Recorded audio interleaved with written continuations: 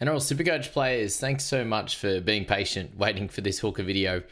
We've got to update it as well with a few extra bits and pieces coming out since I put this together, basically, with some news on potentially Tom Starling with the start job. We've got Owen Paddy, mucking around there as well.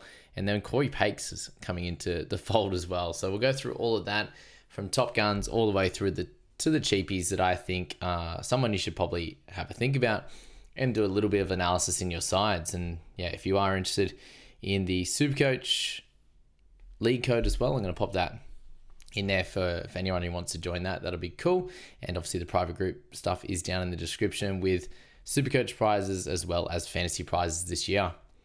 With Harry Grant up top, $691,600 and a pretty high average, obviously, on that front.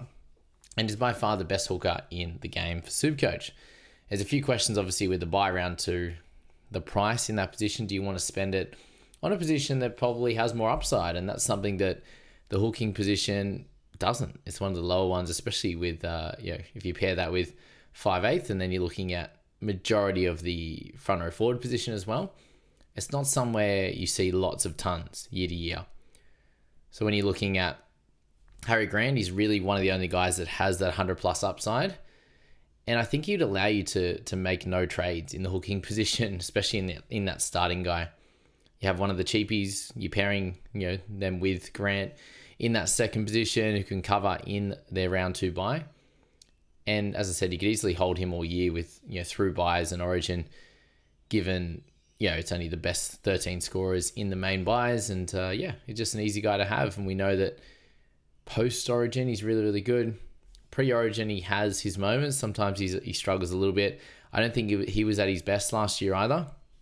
So keep that in mind with Grant until right at the end and Origin, and the finals is when he really turned it on. The buy round 2 and the price are the two things that would slow you down with picking Harry Grant. But terrific upside at sort of 7 to 8 with him. I think we've undersold him there, but for comparing him to someone like Turbo, then he's at that 7 mark for sure. Downside of 3 to 10 and an 8 out of 10 verdict for Grant. One of the best players you can pick in this position.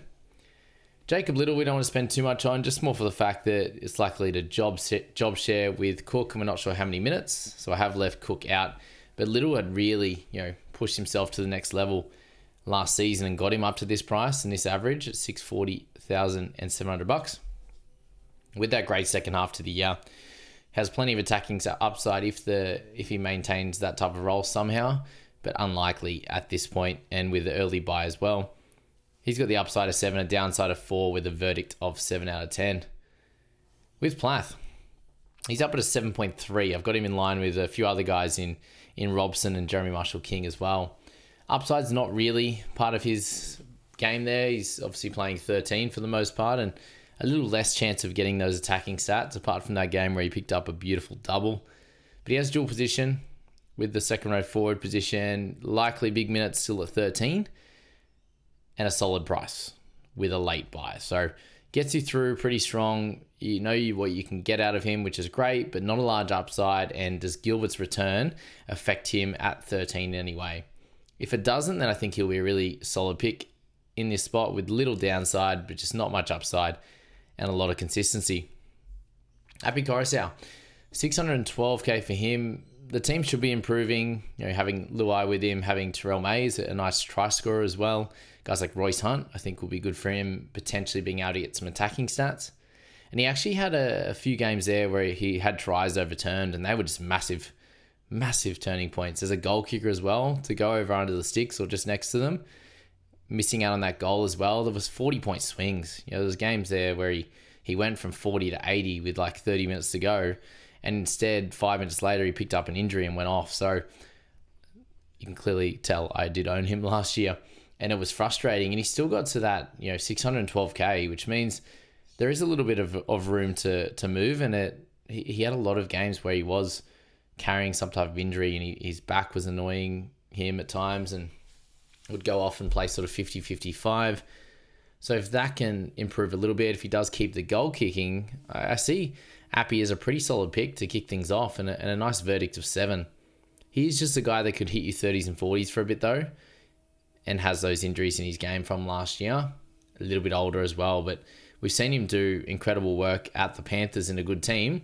Now that the Tigers are getting better, can we see that helping him as well?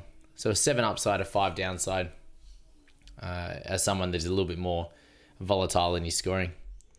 Reece Robson at 590k. I've got him at 7.3 for our verdict, same as Plath up there, but a 6 upside for him and a 2 downside. He was one of the more consistent guys to begin last year and was pretty close to the best pick from round 1, like he was in fantasy as well. The pros for him, it's under 600k, which is just a little bit of a saving, which is good. He's got the durability. He goes really, really well to Origin as well. Last year he was great, same the year before, and then does fall off a bit through that time. Even when he does play big minutes, he doesn't seem to have that attacking flair.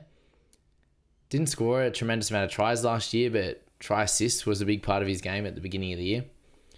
The team potentially not going as good could be a bit of a problem there for sure, and then that round 7 bye to go along with him missing out for Origin is what can cause those issues for Robson there on that one. Yeah, he's still a really, really fine pick to go from ball 1 without the early bye in round 2, but round 7, is that the time that you move him on, or do you get through that one and then decide from Origin? Just doesn't feel like a guy you can hold all year, whereas if you spend up that little bit more on Grant, the extra 100, then I think you hold him for the entire season, which could be the same with the Koroisau or Plath, and it's probably what you miss out with going for Robson this year. Seems like he was a better pick last year, a safer pick anyway, with there not being a lot of excitement in this position last year, and probably not a lot of cheapies either, which we do have a bit more of. For McInnes, there's no Jack Williams, but AFB comes over, and I think that's the problem. AFB will play good minutes, mid-50s at least, which Jack Williams did not, although he was up there in some games. But the lack of upside for McInnes, I think the minutes upside isn't there anymore, which is tough. But he does have the duel. He is consistent. He is durable and has a late buy. So McInnes really solid, but at that price point, I think you go for the guy underneath him in Connor Watson. 583k for Connor, the dual position. The pros for him is the dual position, the price. There is some upside on his price and does have the odd big game, but it seems to be, if you're looking at his stats, the 13, when he plays the 13, that's where he's at his best. At hooker, he doesn't run the footy as much, but still, if he's able to get big minutes, which we do expect in this Roosters side at 9, he will have a big enough PPM to make cash on that price point, on that starting price, and do a really good job for you. The cons are obviously his durability over the long term. He does get moved around easy in game, but I'm not sure if they will have the luxury to do that. If they don't play a bench hooker, then he'll have to stay there, which would be absolutely incredible. And I think I'd definitely have to take him if there's no bench hooker and he has to play 80, then yeah, it would be hard not to. And then is he likely to lose his spot during the season close to Origin, or does he go back to 13, which would be even better? There's some worries about that mid-season, but from the beginning, I think is a really, really safe pick and has really nice upside as well at 7.5. So Watson's a terrific pick. I've got him as 8 out of 10. Maybe even higher, but yeah, he'd be higher if he got the full 80-minute gig. Reed Mahoney at 562.9k. He is typically a really good starter with creative stats, and that's, I think, the draw card for you with this one. The team is improving as well, and yeah, it's just those last few years that he's started really well and then kind of petered off a bit, because for the last 5 seasons, he's gone under a 60 average, and the one that he did better was in 2021 with the Eels. So it's a while back now. He's coming off his second best season, compared to the one before. His first one at the Dogs, it was a lot better, but he does fall away in the back end. So for me, it's an upside of 6.5. The downside's at 3. I think at that price point, if it was near 600, I'd have it about a 4. But a 7 out of 10 for him, I think you can go worse at the beginning. Like a lot of these guys, you're buying them for the first half and then potentially selling, apart from a Grant, and we have to see with someone like Watson. Jerry Marshall-King at 555k. The pros for him, he was absolutely terrific until the injury. He was averaging 65, so 7 above where he is currently priced at 58. But he did have Flegler there and was able to get a couple of nice try assists to Flegler close to the line when he was playing great before his injury. So I do hope that he eventually comes back, big flag. The cons for Jeremy is he's only had one season over the 60 average. So you are paying for someone most likely to stick around this average. He has done it in spurts, like I said above, but has he been able to do it longer term? No. So there is a worry on that for sure. But for him, the upside's at 7. With that beginning, he has a lot of creative stats, which is great. The downside's at 3, I think, at that price. It's not like we're trying to buy him at 65. We had some lower games near the end, which can help him with that, but that's where the downside comes. And he is a 7.3 out of 10 on that front as well. Make sure you do subscribe, guys, to the YouTube channel. Also, hit follow on the podcast as well. It's absolutely helpful for me, and I appreciate it so much. But thank you for watching. And if you are a first-time Supercoacher, then let me know in the comments as well. If you're a fantasy guy that's playing some Supercoach this year, good stuff. Get into both. Wade Egan. The pros for him, he's average of 56 last year. It's 6 up on what he's on what he provided in 2024 with a 50. And he has lots of good creative stats as well. He's a creative hooker. He did have AFB with him, so without his partner in crime, that's where 2023 was really good. And when the team was better, that's the worry. Does his average increase when the team's playing better? Well, it makes sense, right? Because he's going to have some more creative stats. But in this season where we're unlikely to see the Warriors really kill it, I think he probably is more of the same.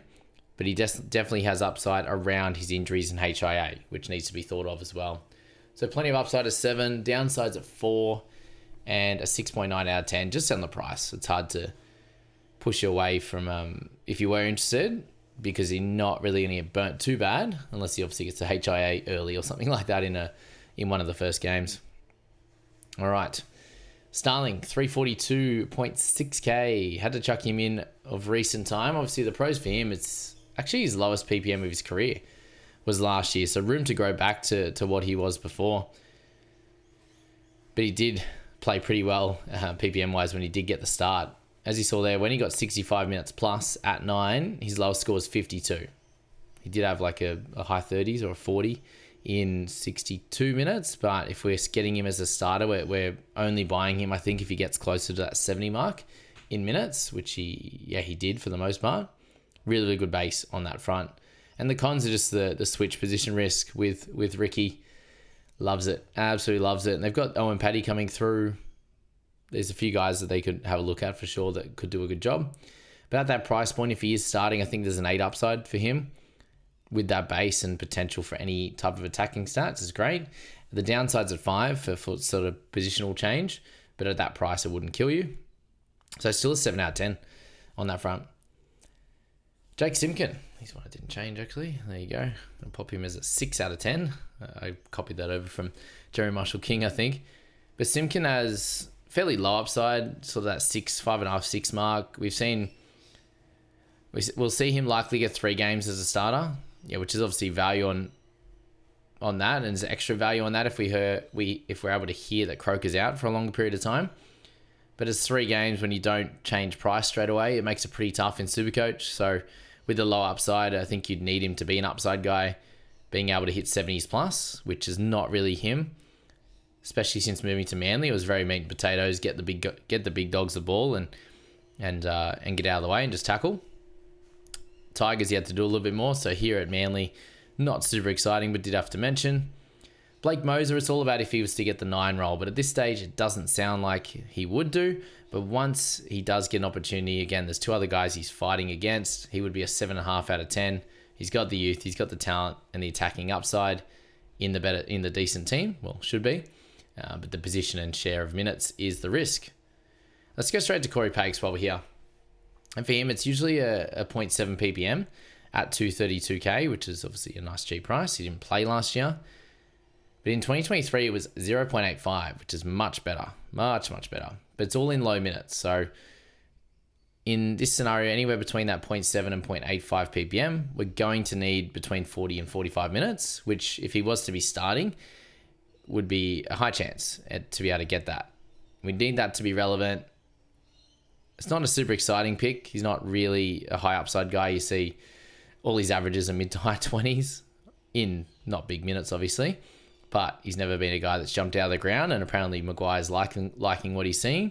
But he can definitely help you save cash in that hooking position at 232k. And with that 3 hookers going for the 1 spot, it does make it a bit tough. But finishing off with a few guys, we've got Pete Mamazelis at 302.9k. The pros for him, it's the spot. He's finally looks like he's got that spot. If it's 50 plus minutes is what we need. Anything under that, it's actually not a super exciting pick. Without the attacking stats, his base is solid. It's actually a lot better when he starts compared to when he plays off the bench. Seems to actually revel in and go a lot better when the minutes are on his side and he can do what he wants and kind of work himself into the game. But with interchange minutes, he's not as good of an impact type of guy. So expect him to start. Solid team. As I said, the PPM's not great and the upside probably not there right now. But we could see that in a 302k. It's very, very hard to push away from him. A 5 upside, a 3 downside, but a 7 out of 10 pick. Very, very easy to have in your side. And could be easy to partner with Harry Grant if that's the way you want to play. Sandon Smith, 237.6k, halfback duel as well. The pros for him, the experience is great that he's had that. He has the spot most likely. The price is great. He's likely going to be on Angus's side. I think that's huge for him, like being able to get potentially some attacking stats off the back of Gus's brilliance. But the cons for him, he's not the main guy. Shouldn't be the main guy on this side. And, loss of gun outside backs for sure in putting kicks through, in cutout balls and all the good stuff there. Outside of, Daniel Tupou on his wing, we should see some lesser experience in that center spot. One of the 3 guys, Billy Smith is the one that's got the most experience, which is funny. But yeah, 6 out of 10 for him upside, 2 out of 10 downside, 8.5 out of 10. If he's starting there, you just kind of have to pick him. He's an easy cheapie to put in your side. And to finish things off, guys, it's Owen Paddy. 198.8k is so good. If you can fit someone that cheap in your side, it's awesome. But he's bench at best, I think, at this point in this season. If he was to make the starting 17, I should say, instead of the starting team, he will be a fun. But he's going to be fun at some point. But it's likely to be 26 or 27 for Owen Paddy. If anything changes in the meantime, we'll come back to you for sure. But the hooking strategies I kind of spoke about a little bit there. It's likely to be a gun and cheapie if you were to have one of those guys. And in that scenario, you're likely not to be trading in the hooking position. The 2 cheap hooker play is very, very good, obviously, with the best 17 of 18. It makes that life easy of playing one of the cheaper guys. And some weeks you'll get his score and some weeks you won't. But that does mean you are going to have to make trades along the way in the hooking position, but you aren't taking a risk on a guy that could kind of plod. The other one, you could go, the 2 guns and a cheapie, mixing one of those guys, likely in the 2RF, or you got Sandon in the halfback slot, and that's your 3rd guy. So if things go wrong or you want to do a different strategy or something happens, you can switch between either a Plath or Watson in the 2RF can switch with the hooker, or Sandon can do the same in the halfback slot. So they're the 3 ways, but the goal for me with hookers, trade as little as possible in the position. And it's something I didn't do enough of last year. I started with Brandon Smith, which was pretty average. He did eventually start to go well, so could have just held and kind of got Appy in for a couple of decent scores, and then he kind of had a bit of a shocker as well. So don't try to trade too much in that position. I think it'll go a long way for you doing pretty well. If you can go for a guy who can get you up to sort of origin minimum, I think that's enough to have used trades in other positions and helped yourself out in that scenario. So that's the hooking slot for SuperCoach. We will be getting to a little bit more SuperCoach chat and discussion over the next few weeks. I'm going to pump out more of these fantasy videos, given we've got the game late, and then we'll get into a little bit more strategy stuff with SuperCoach for this year. It's going to be heaps of fun. We'll get into that, and I'll catch you in the next video.